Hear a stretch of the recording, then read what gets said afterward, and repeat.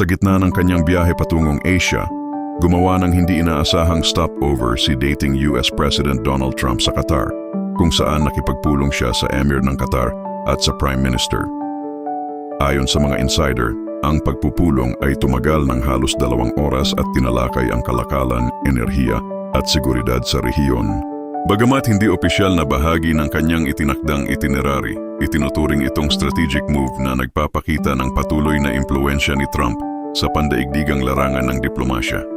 Sa likod ng mga usaping ito, may mga nagsasabing sinusubukan ni Trump na muling palakasin ang ugnayan ng Estados Unidos sa Middle East, lalo na sa sektor ng gas at defense cooperation, kung saan isa ang Qatar sa pinakamalalaking partner ng Washington.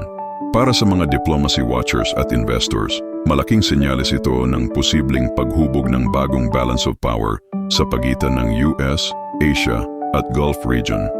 Sa panahong may tensyon sa global trade at energy security, anumang pagbabago sa ugnayan ng mga bansang ito ay maaaring magdulot ng domino effect mula sa presyo ng langis hanggang sa pamumuhunan sa Asia-Pacific Corridor.